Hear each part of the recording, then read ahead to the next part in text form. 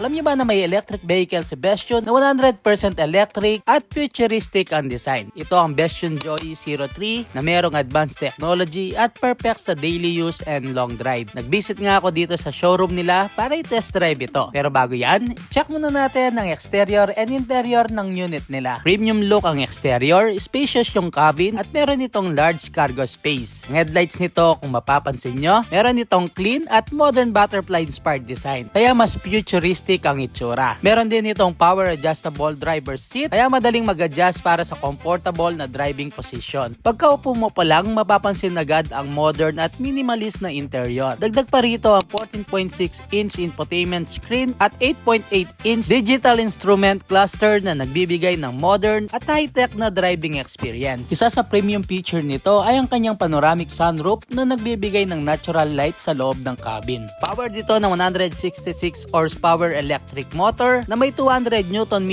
of torque, kaya responsive ang acceleration at smooth ang takbo kahit city driving o highway. Meron itong 48.35 kWh na battery capacity, kaya nasa 445 km driving range ang layo ng pwedeng marating nito. Isa pa sa maganda rito, supported din ito ng DC fast charging na kung saan kaya nitong mag-charge mula 30% hanggang 80% sa umigit kumulang na 30 minutes. Kung AC home charging naman, nasa 8.5 hours para sa full charge. Kaya kung gusto nyo ng electric vehicle na tahimik, tipid sa maintenance at premium looking, baka si Bestion Joy na ang magiging next dream car nyo. Para sa test drive, pwede kayo mag-visit sa kanilang showroom. Located sila sa Pilam Friendship Highway, Barangay Santo Domingo, Angeles City, Pampanga. Search nyo lang ang QSJ Motors Pills sa Google Maps at madaling-madali lang naman silang hanapin. For more info and updated price, mag-PM kayo sa kanilang Facebook page, Bestion Philippines.